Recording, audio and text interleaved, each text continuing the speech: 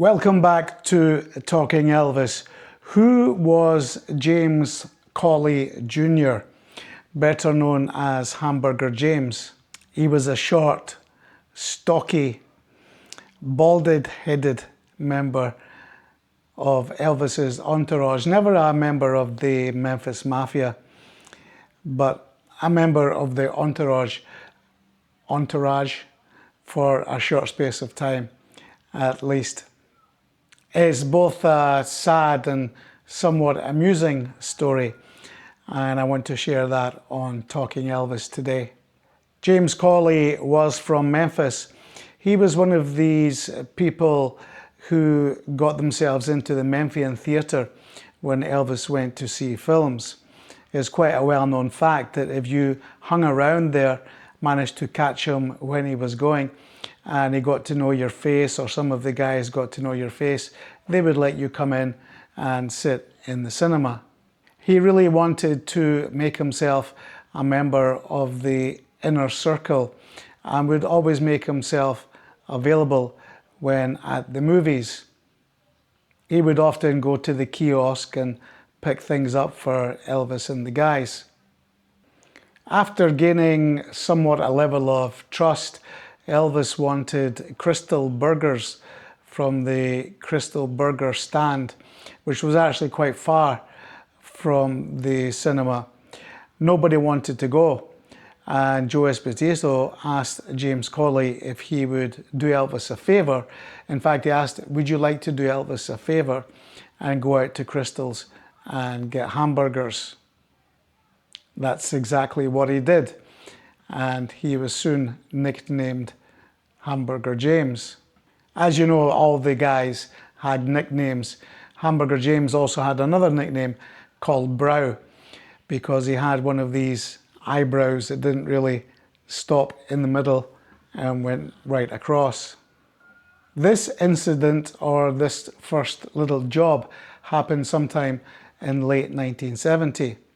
The first time that I see him is in early 71 at the house in Hillcrest.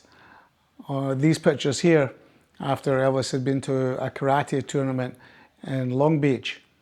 We see him quite frequently here on tours, and in the movie Elvis on Tour, it's Hamburger James who is adjusting the back of Elvis's cape with a cigarette in his hand.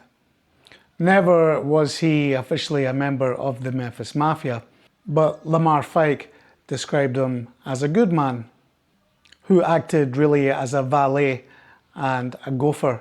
In Sonny West's book, Still Taking Care of Business, he talks about James Caughley being one of these people who know everything, one of these know-it-all people, and would always brag about how he had done this, how he had done that, and also his expertise in life, especially expertise on guns.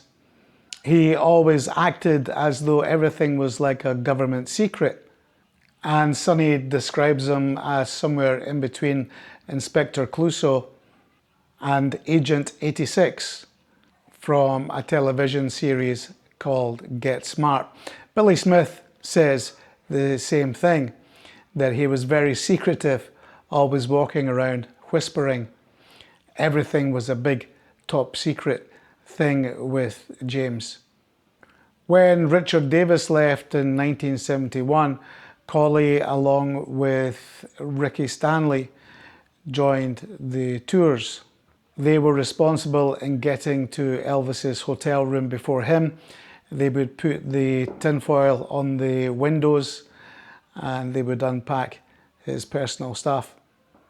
It was in 1971 that Lisa Marie told Hamburger James that Mike Stone had taken her and her mother camping. I will leave out the rest, but soon everybody in the group would know. Everybody except Elvis. It was Sonny West who actually told Elvis what was going on after he caught both Priscilla and Mike Stone at the Monaville house, when Elvis was in Vegas. Apparently, Sonny had gone back to the house to get something. We see James Caughley here also on the flight back from Hawaii.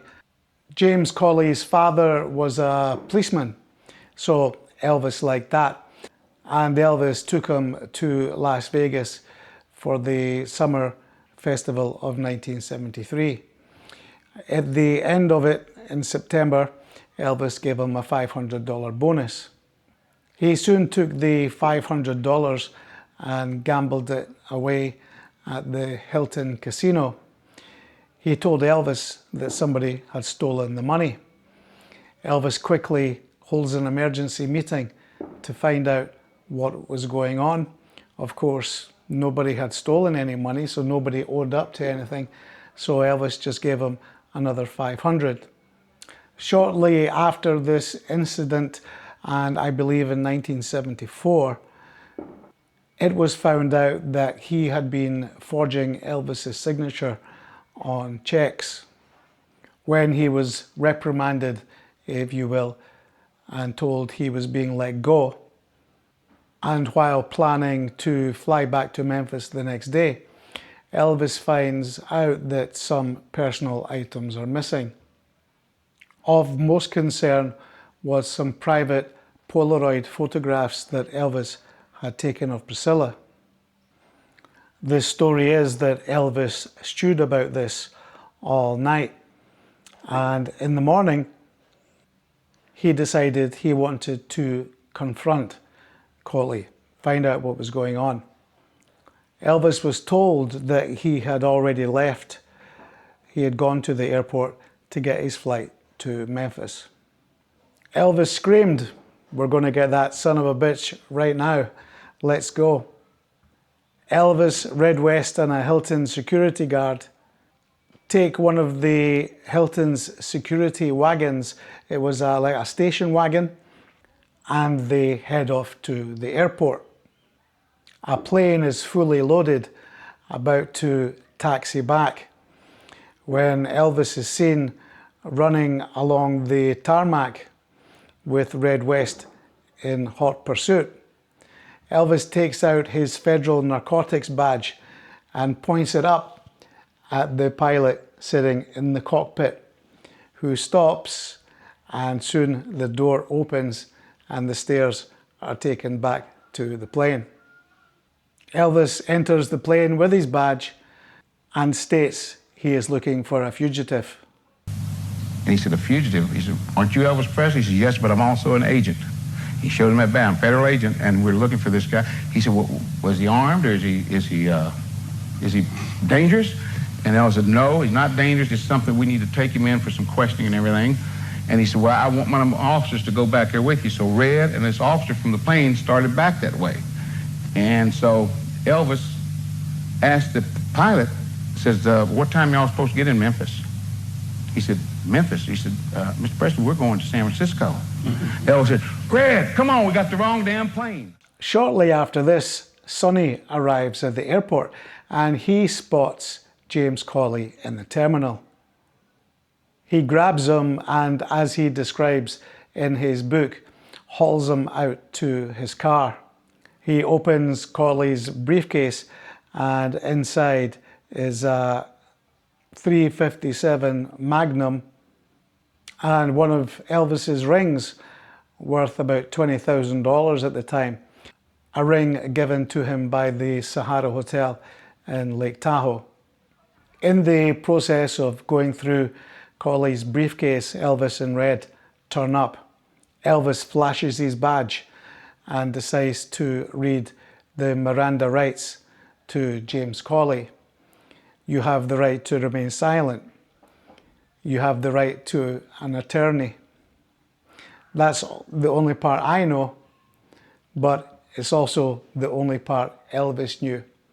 You have the right to remain silent. You have the right to an attorney. And you have the right to all that other shit, is what Elvis says. Now get in the car. Caughley gets into the back seat with Red West. Sonny is driving. Elvis says, "I'll meet you back at the hotel." He leaves in the station wagon with the security guard from the Hilton. So we get in the car. Now he's scared. We start driving with Red's in the back with him. I'm sitting up here driving, and he's sitting here, and all of a sudden he says, "Y'all taking me out to the desert, ain't you?" We said, "No, James, we're not taking you to the desert." Well, I want you to know, my daddy knows what time that plane comes in. If I'm not on it, he's going to want to know why. And I said, "Well, we'll let him know why." No, I said, "James, you're not going anywhere. You're going to the hotel. Elvis wants to talk to you." When we got up there, here comes Elvis out of that bedroom, stepped down those 3 steps, man, started walking, kind of tugs at his belt there and walks up to him and said, "Why? Why did you do it?" And James just sitting there, won't look up at him or anything.